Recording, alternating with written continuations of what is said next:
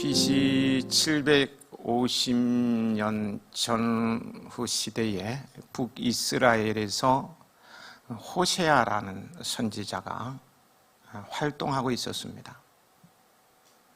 어느 날 하나님께서 호세아에게 음란한 여자인 고멜과 결혼을 하라고 말씀하십니다. 호세아는 하나님의 말씀에 따라 주신 성분이 별로 좋지 않은 음란한 여자 고멜을 아내로 맞이했습니다. 결혼 후 고멜은 음란한 자식 셋을 낳았습니다. 그리고는 어느 날 갑자기 사라져버렸습니다. 그러나 신실한 남편의 사랑과 자식들을 버리고 다른 남자를 그녀는 신실한 남편의 사랑과 자식들을 버리고 다른 남자를 따라간 것이었어요. 호세아는 아내가 부정한 행실을 버리고 성실한 아내와 어머니의 자리로 돌아오기를 요청했으나 허사였습니다. 고멜은 호세아를 떠나 다른 남자와 살다가 그 남자를 떠나 다른 남자를 만나고 또 다른 남자를 만나는 음란한 생활이 계속되다가 마침내 피폐해지게 됩니다. 그러다가 고멜은 노예시장으로 팔려가서 짐승처럼 경매에 붙여지게 되었어요. 인생이 그렇게 끝나는 운명이 된 것 같습니다. 그러나 어느 날 하나님께서는요, 호세아에게 이렇게 말씀하십니다. 너는 또 가서 타인의 사랑을 받아 음녀가 된 그 여자를 사랑하라. 호세아는 그 명령을 따라 은 15개와 보리 한 호멜 반으로 그녀를 삽니다. 이는 돈으로 환산하면 30세겔로요 노예 한 명의 몸값으로 거금입니다. 거금. 남편과 아이들을 버리고 다른 남자를 따라간 음녀에게 엄청난 투자를 한 것입니다. 완전 미친 짓이죠. 미친 짓. 엄청난 투자를 한 거예요. 그리고는 아내에게 부탁을 합니다. 쉬운 말 성경을 그대로 옮기면요, 여보, 당신은 나와 더불어 많은 날들을 함께 살아가야 하오. 그러니 이제부터는 더 이상 다른 사내들과 어울려 그들을 따라다니거나 또한 그들과 간음해서는 절대로 안 돼오. 삼가 조용히 나를 기다리시오. 그동안 나도 참고 당신을 기다리겠소. 근데 이 호세아서는 영적인 의미가 있습니다. 호세아와 고멜의 이야기는 다른 사람의 이야기가 아닌 하나님과 이스라엘의 이야기이며 곧 하나님과 우리들의 이야기입니다. 호세아는 하나님을 예표하고 고멜은 죄인인 우리 인간들을 상징하고 있어요.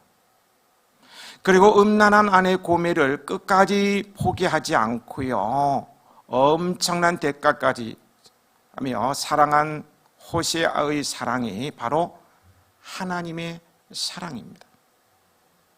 지난날 그리고 오늘 우리가 죄악 가운데 있다 할지라도 하나님께서는 우리를 끝없이 사랑하십니다. 각자 자기 속에는 옳은 대로 제 길로 가버린 인간을 향해 끝없이 사랑하시며 길이 참으시며 멸망의 길에서 돌아오기를 바라시는 사랑입니다. 대가를 치르시고 구속하시는 사랑을 보여주고 있습니다. 아들을 죽이기까지 사랑하신 하나님의 사랑이기에 그 누구도 흉내낼 수 없고 형용할 수 없는 지고한 사랑이다 라고 말할 수 있겠죠. 저는 이런 하나님의 사랑을 끔찍하고 지독한 불변의 사랑이라고 말하고 싶어요. 생각해 보십시오. 사람이 자기 아들, 자기 자식을 말입니다. 내 자식을 죽인다는 것은 인륜을 저버리는, 있을 수 없는 너무나 끔찍하고 천인공노할 짓인데요, 하나님께서 그리 하셨잖아요. 그렇게 사랑하는 아들을 십자가에, 이 십자가형 아시지 않습니까? 완전 이거는 칼로 난도질 하는 거나 다름없죠. 창으로 쑤시고 망치로 때리고 못 박고 옷 뺏기고 채찍질하고 난리 난 거예요. 그렇게 잔인하게 죽이면서까지 우리를 향한 사랑을 보이셨습니다. 이 사랑이야말로 그 누구도 흉내낼 수 없는 끔찍하고 지독한 불변의 사랑 아닌가요? 이런 사랑을 가지고 보통 이렇게 완전한 사랑, 지고한 사랑, 다함이 없는 사랑 이렇게 표현을 하는데요. 이런 표현은 저 수준에서는, 제가 좀 수준이 낮는 거 아시죠? 저 수준에서는 말입니다. 이 머리는 이해가 되는데 마음으로는 격하게 공감되지가 않아요. 지고한 사랑, 완전한 사랑, 머리는 이해가 되는데 마음으로 막 격하게 감동이 되지는 않는다. 수준이 좀 떨어져서. 그래서 저는 그것을 그렇게 표현하기보다는 직설적으로 표현하고 싶은 거예요. 너무나 끔찍하고 지독한 사랑이다. 하나님의 끔찍하고 지독한 불변의 사랑은 상한 갈대와 꺼져가는 등불과 같은 우리의 인생을 지금도 붙잡고 계셔요. 저의 인생, 목회의 여정 속에서도 하나님께서는 이 끔찍하고 지독한 불변의 사랑으로 저를 붙잡고 계심을 알기에 그렇다고 고백합니다. 여러분의 인생 여정길도 마찬가지 아닌가요? 오늘 본문 또한 선민 이스라엘 백성들을 향한 하나님의 끔찍하고 지독한 불변의 사랑을 천명하고 있습니다. 당시 이스라엘이 처한 배경부터 잠깐 말씀드리면요, 그들은 아마도 바벨론에 포로된 자신들의 형편과 이 상황을 개탄하면서 크나큰 두려움에 사로잡혀 있었을 것입니다. 그들은 불안하며 고통스러운 형편과 상황으로 인해 자신들이 과연 하나님의 백성인지, 또 그토록 초라한 벌레만도 못해 보이는 자신들의 미래가 어떻게 될 것인지에 대한 이런 막 혼돈 속에 힘겨워하고 있었을 것입니다. 하나님께서 이런 그들을 향해서요, 끔찍하고 지독한 불변의 사랑을 천명하신다는 거예요. 여기서 제가 일부러 천명이라는 단어를 가지고 왔는데요, 천명하다는 분명하게 드러내어 밝히신다는 거예요. 공개적으로 모두에게 알린다는 거예요. 비공개적으로 뒤에서 속닥속닥 얘기하고 조용히 얘기하면은 나중에 없었던 걸로 할 수도 있지 않겠어요? 근데 주님은 안 그래서 공개적으로 완전히 선포했어요. 움쭉달싹 못하게 말입니다. 완전 선포해버린 거예요. 1절인데요. 함께 읽어보실까요? 1절 말씀.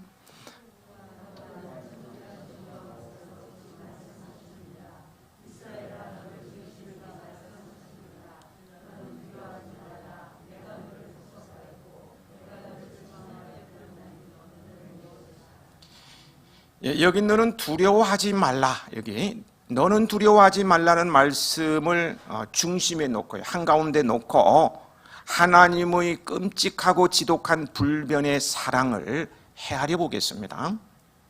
먼저요, 이 말씀을 하신 분이 누구십니까? 성경대로 답하면 1절에 보면은 뭐라고 나왔어요? 너는 두려워하지 말라고 말씀하신 분이 누구시냐는 거예요.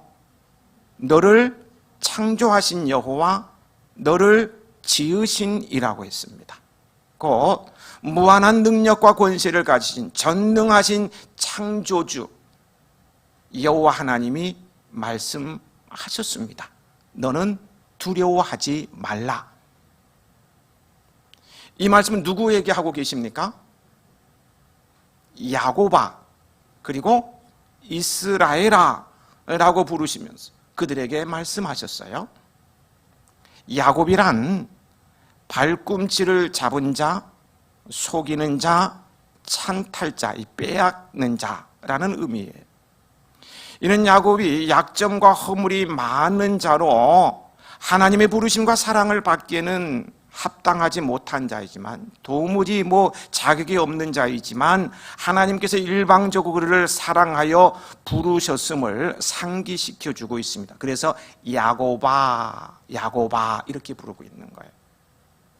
이렇게 개인 이름을 사용하여 공동체의 이름인 이스라엘아라고 부르시는 것은요, 애굽에서 야곱 개인에게 베푸신 그 크신 사랑을 이스라엘 민족에게 베풀어 주실 것임을 말해주고 있습니다.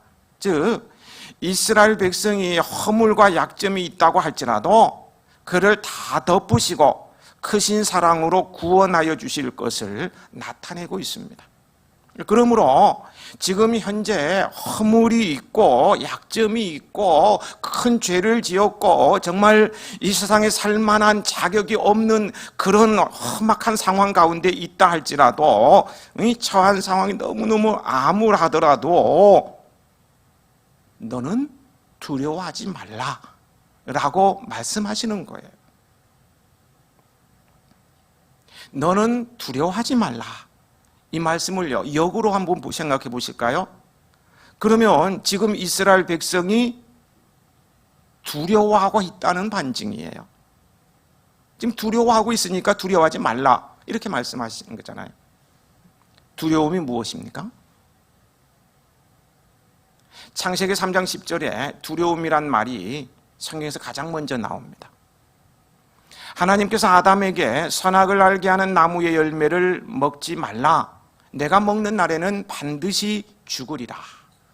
창세기 2장 17절에 말씀하셨죠. 그런데 아담과 하와는 먹지 말라니까 참 인간들은 하지 말라면 더 하고 싶은가 봐요. 그 열매를 따먹었습니다. 그제야 죄 지은 것을 깨닫고요, 하나님이 두려워서 숨었어요. 하나님께서는 이런 그를 찾으시고 아담아 내가 어디 있느냐고 물으실 때에 두려워서 겁이 나서 숨었다고 대답합니다. 두려움이란 죄로 인한 형벌에 대한 두려움입니다. 두려움의 뿌리는 따라서 뭐가 될 것 같아요? 죄입니다. 죄에 대한 심판을 두려워하는 거예요. 죄로 인한 심판의 결과가 뭡니까? 사망이 찾아왔죠. 사망입니다. 죄인의 반응이 두려움입니다. 죄인의 반응이 두려움입니다. 그런데요, 문제는요, 두려움을 모르는 사람입니다. 세상에서 제일 어리석고 불행한 사람은 두려움을 모르는 사람이에요. 두려움을 모르는 사람은요, 심판을 이미 받아버린 사람입니다. 화인 맞은 사람이에요. 화인 맞으면은 두려움이 없어요. 이 두려움이란 마지막 보류입니다. 우리의 마음에 두려움이 있다면 죄에 대한 형벌을 두려워하기 때문에 아직도 그 양심이 살아있다는 증거입니다. 양심이 살아있다면 기회가 있는 것이에요. 죄인의 반응이 뭐라고요? 두려움이라는 거예요. 반응이 있다면 나는 죄인이라는 것을 알기 때문에 양심이 살아있는 거고, 그러면 소망이 있는 거예요. 그래서 두려움은 소망이 있습니다. 두려워하는 것은 구원의 시작이며 경건의 시작이라고 할 수 있어요. 중요한 것은 무엇을 두려워하느냐 하는 것이죠. 아까 무엇을 두려워해야 한다고 그랬습니까? 두려워하는 대상이 무엇이냐는 것은 굉장히 중요한 거예요. 죄를 두려워하는 사람이어야 합니다. 참된 그리스도인이 누구입니까? 하나님께로부터 멀어지는 것을 두려워하지 않는 사람은 그리스도인이라고 할 수 없어요. 죄는 하나님과 멀어지게 합니다. 점점 멀어지게 해요. 자신이 겪는 가난, 질병, 아픔, 슬픔, 전쟁 이런 것들을 막 두려워하면서 영원한 무서운 지옥의 저주를 두려워할 줄 모르는 사람들이 성도들 가운데도 있는 것 같아요.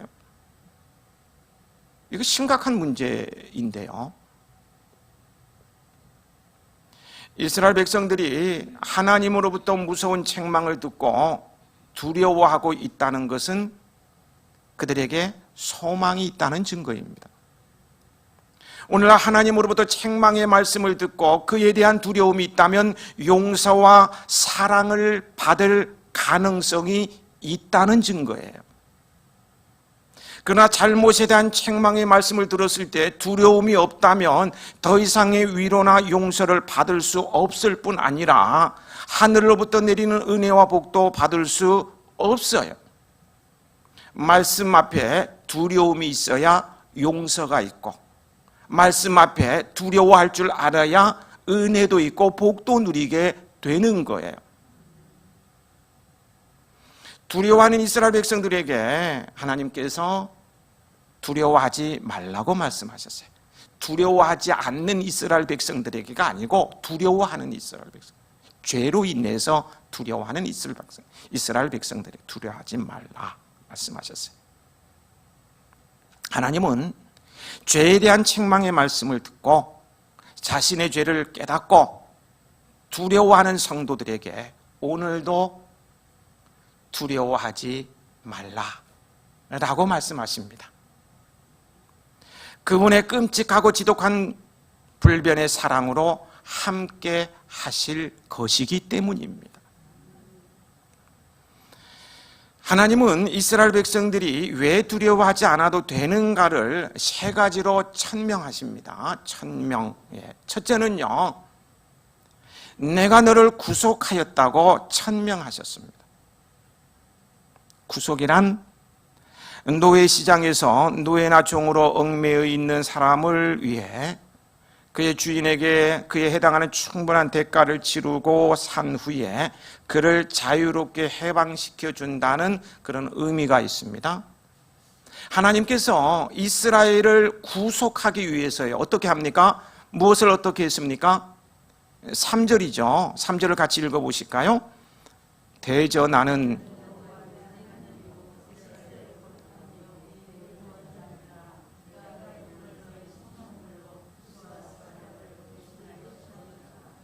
애굽을 너의 속량물로 구스와 스바를 너를 대신하여 주었노라라고 말씀하셨습니다. 이스라엘 백성들을 애굽에서 구원해 내시기 위해서 애굽의 장자들, 애굽에서 태어난 모든 가정마다 첫 번째 태어난 장자들, 그리고 가축의 태생까지 전부 죽이죠. 전부 죽이고요.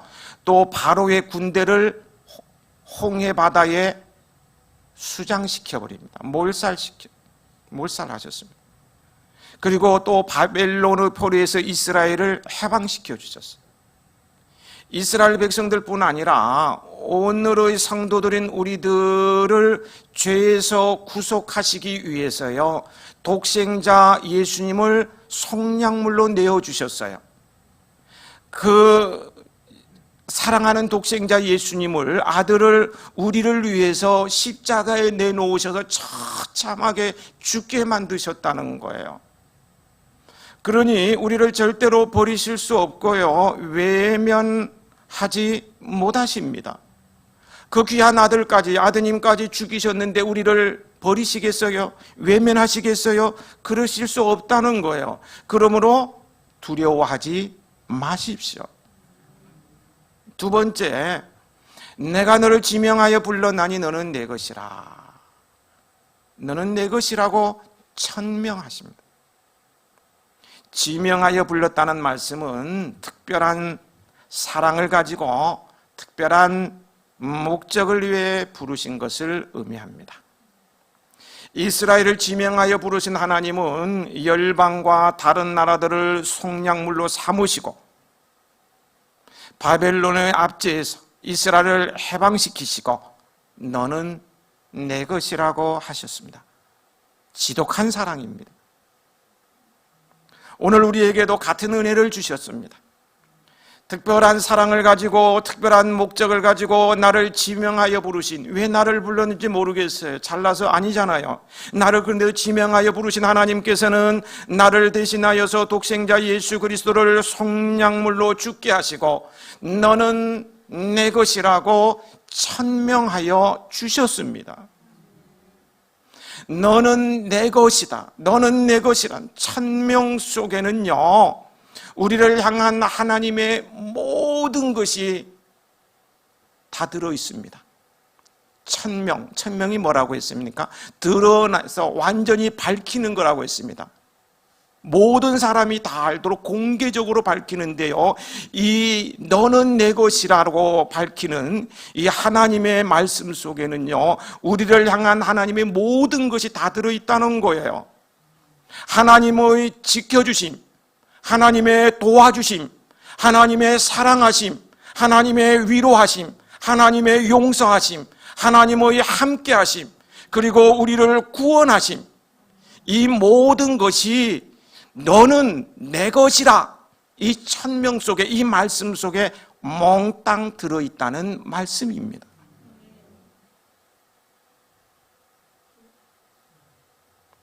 그렇다면 이에 대해서 오늘 우리는 어떻게 반응해야 할까요?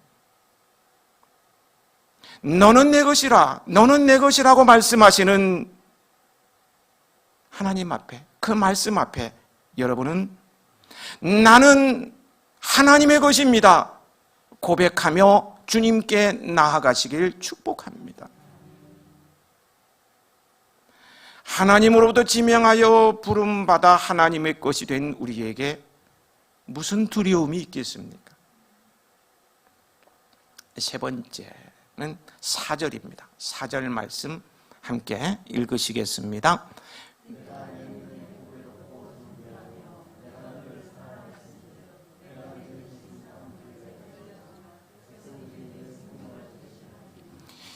내가 내 눈에, 너가 내 눈에 보배롭고 존귀하다고 천명하십니다.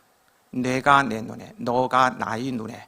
이 말씀은 하나님의 눈에 우리가 어떻게 보이느냐 하는 것이죠. 마치 부모가 어린 아이를 보고 너무너무 예뻐서 눈에 넣어도 아프지 않을 것이다 하는 말과 같은 거예요. 여러분, 눈에 조그만 티만 들어가도 어떻게 합니까? 너무너무 아프잖아요. 잘 모르겠어요? 이따가 저한테 먼지를 확 집어넣어야 되니까. 너무너무 아픕니다. 막 눈물 나고 빼내기 전까지는 뭐 난리가 나요. 그런데 그 눈에 넣어도 아프지 않대요, 자식은. 그게 얼마나 사랑하는가를 알 수가 있죠. 너무너무 사랑하니까 그렇게 표현하는 거예요. 하나님이 우리를 그렇게 사랑하신다는 거예요. 하나님께서 우리를 보시고 내가 내 눈에 보배롭고 존귀하다고 말씀하셨습니다. 내가 말입니다. 하나님의 눈에 보배롭고 존귀하게 보이신다는 거예요. 가만히 생각해보면 나는 야곱처럼 허물도 있고 약점도 있고 실수도 많이 하고 하나님 면전에 설 자격이 없는 것 같은데 하나님은 안 그렇대요. 내 눈에 보배롭고 존귀하다고 말씀하시는 거예요. 그래서 무엇을 어떻게 하셨습니까? 내가 너를 사랑하였은즉 내가 내 대신 사람들을 내어주며 백성들이 내 생명을 대신하리라. 이렇게 말씀하셔요. 하나님께서 그들을 보배롭고 존귀하게 보시며 너무너무 사랑하심으로 그들을 대신하여 그들이 죽어야 될 것이 마땅한데 그들을 죽게 하지 아니하시고 다른 사람들을 내어 주었다고 하시는 거예요.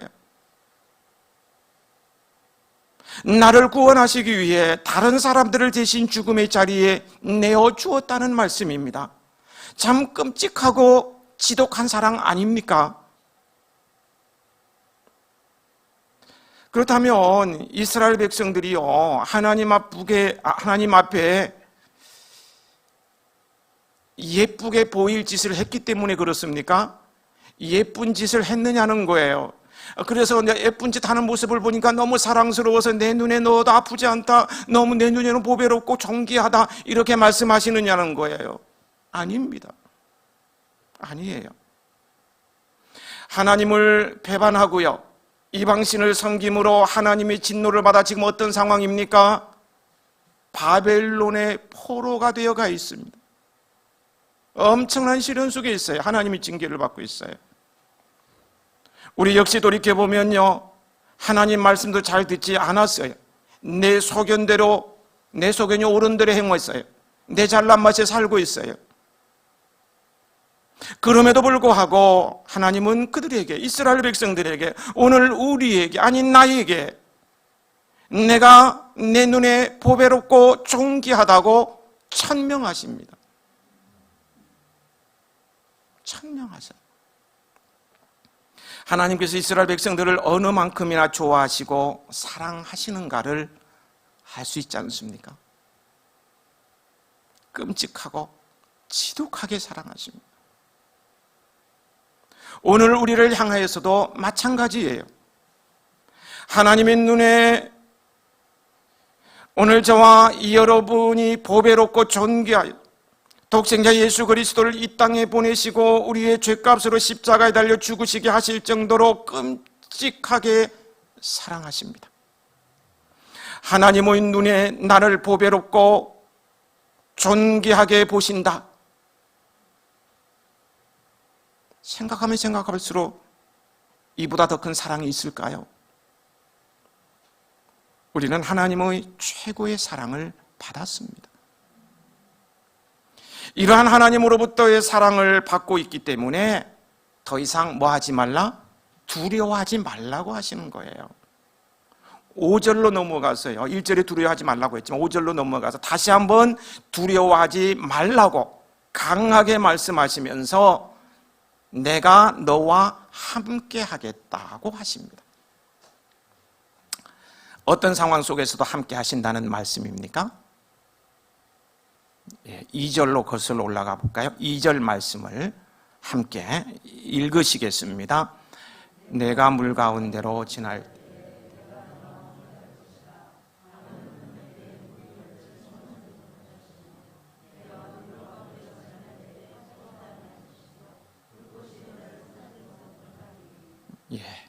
여기서 물, 강, 불은 하나님의 백성들이 겪는 혹독한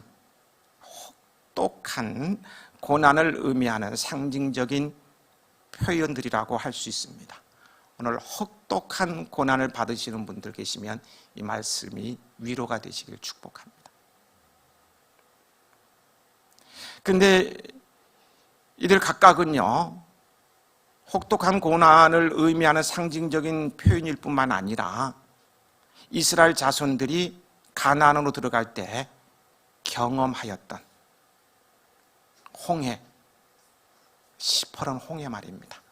요단강, 이 불타는 광야를 연상하게 합니다.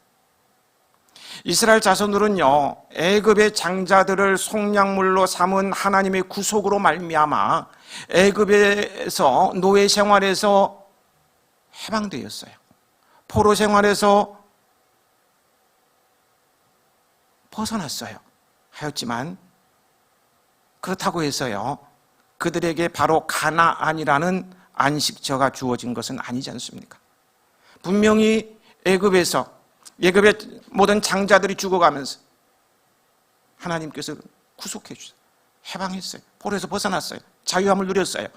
그래서 KTX 타고 바로 가나안 땅으로 들어갔습니까? 비행기를 타고 들어갔어요? 아니라는 거예요.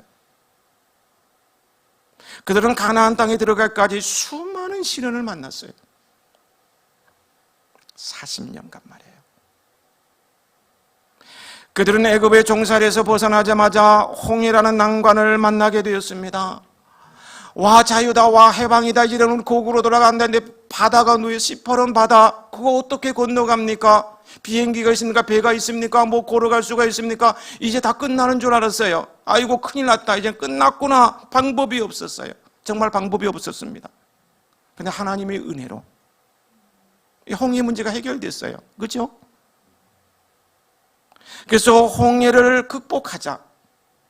그 다음에는 가도 끝이 없는 태양열이 장렬하는 불타는 광야가 그들을 기다리고 있었어요. 성지순례 가면은 그 광야를 걷는 그런 체험이 있는데요. 1시간만 걷게 하면 다들 너무 힘든 45도 50도까지 올라가는데 떼약볕 얼마나 힘들겠습니까?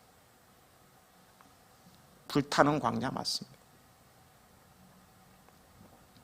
가도 끝이 없는 태양열 장렬한 불타는 광야 그들을 기다리고 있었어요. 그리고요, 그렇게 고생해서 가나안에 다 이르렀어요. 야, 저기 가나안 보인다. 이제는 가면 된다. 뭐가 있었어요? 요단강에 요단강.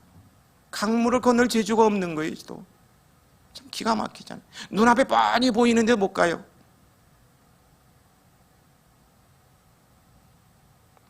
출애굽한 이스라엘, 하나님의 구속함을 받아 자유롭게 된 이스라엘은 참으로 수많은 시련을 극복한 후에야 비로소 하나님께서 그들을 위해 마련해 주신 기업에 이를 수 있었습니다. 그와 마찬가지로요, 바벨론 포로에서 해방된 이스라엘 백성들도요, 그들의 기업에 이르기 위해서는 수많은 난관을 통과하지 않으면 안 되었어요. 그들이 가는 길에는 불타는 사막도 있었고요, 그들을 삼키는 강도떼들이 들쑥날쑥 매번 공격해 들어왔고요, 험산 중령을 건너야 됐고요, 어느 누구도 예상하지 못한 온갖 위험들이 기다리고 있었습니다. 그러나 출애굽한 이스라엘이 하나님께서 그들과 함께 하심으로 말미암아 수많은 어려움과 시련을 극복하여 마침내 가나안에 이른 것처럼 바벨론에서 해방된 이스라엘도 하나님의 절대 보호를 받으며 모든 난관을 헤치며 그들의 고향으로 돌아갈 수 있었습니다.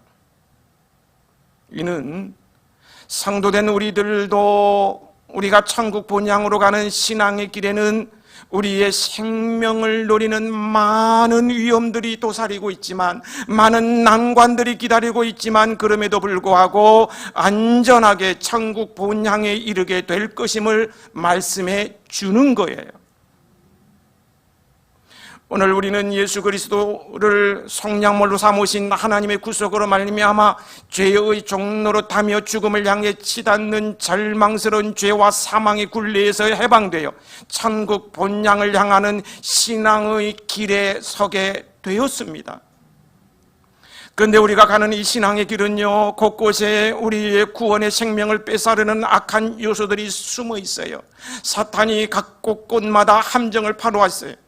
갖가지 난제들이 있다는 거예요. 우리가 생각하지 못했던 문제들이 기다리고 있다는 거예요. 그래야 우리들은 신앙의 길을 가는 동안 수많은 시련을 만나게 됩니다. 여기서 제외되는 사람 한 사람도 없어요. 홍해가 기다리고 있어요. 불타는 광야가 기다리고 있어요. 요단강이 기다리고 있는 거예요.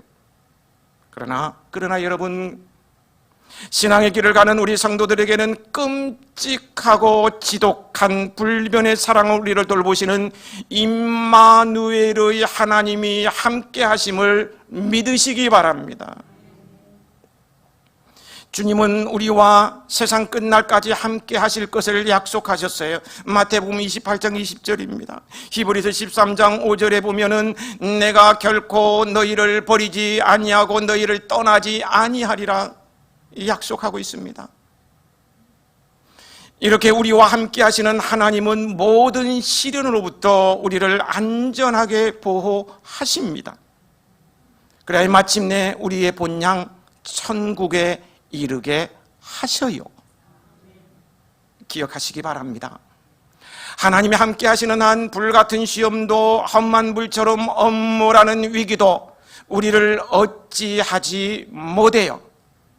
그러므로 여러분은 신앙의 길에서 시련을 만날 때마다 두려워 떨고 아이고 어떻게 할까, 그렇게 하지 마세요. 여러분 가는 길에 신앙의 길에서 시련을 만날 때마다 두려워하지 말고요, 주는 나를 돕는 자신이 내가 무서워하지 아니하겠노라 믿음으로 담대하게 외치면서 신앙을 지키시고요, 신앙적 앞으로 전진하는 신앙적 전진을 계속해 나가시길 축복합니다. 하나님의 그 끔찍하고 지독한 사랑으로 여러분을 돌보시며 인도하여 주십니다. 7절 말씀 함께 읽으시겠습니다. 네.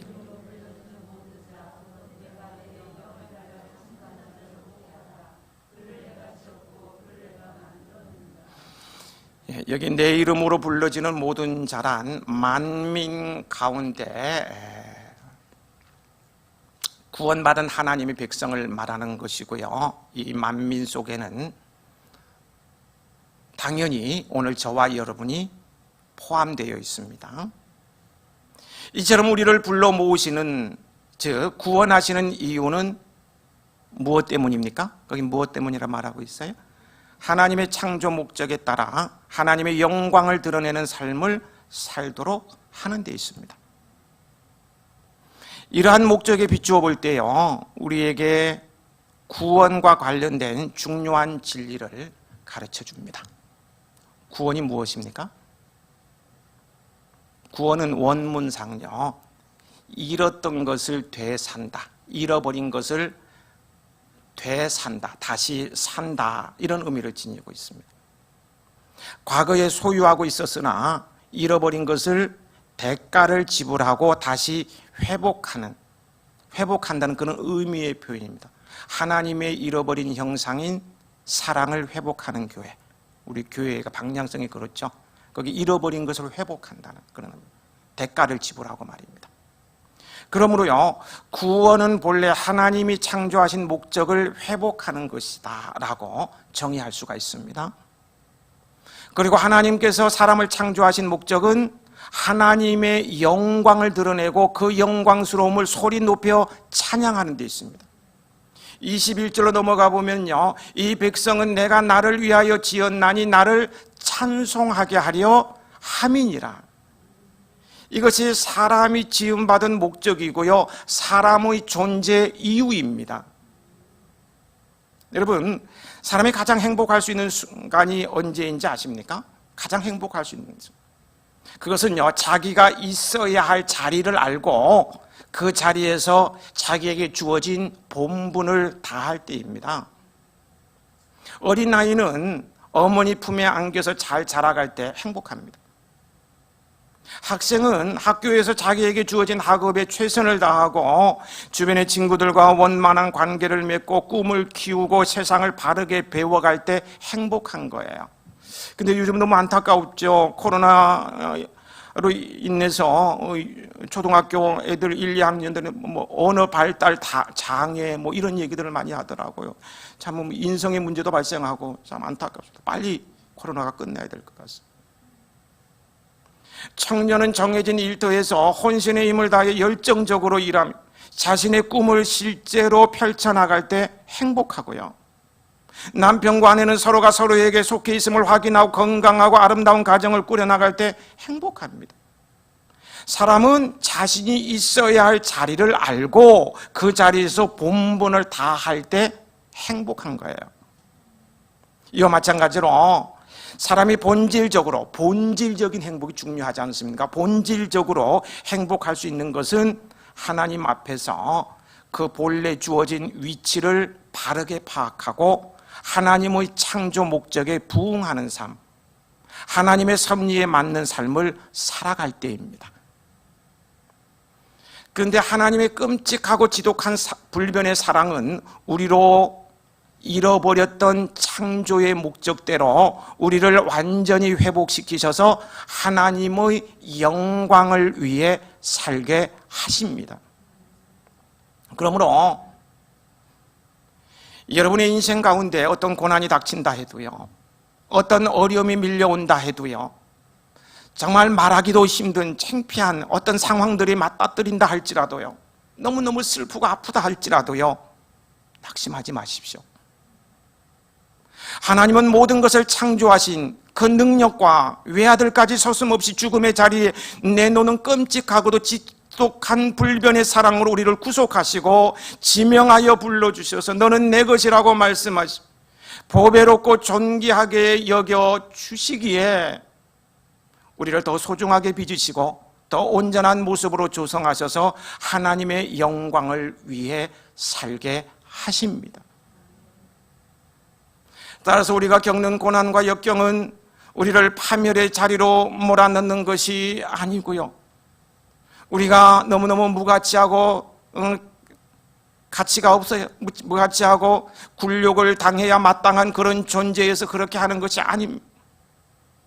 하나님께서 더 나은 모습, 더 영광스러운 온전한 모습으로 우리를 빚으시기 위해 주신 은혜의 시간입니다. 내가 겪는 고난, 역경, 이 판멸의 자리로 몰아가는 이 모든 것들이 나로 하여금 막 굴욕스럽게 하고 막 그런 모든 것들이 하나님께서 나를 더 영광스럽고 온전한 모습으로 빚으시기 위해 주신 무슨 시간? 은혜의 시간입니다. 은혜의 시간이라는 것.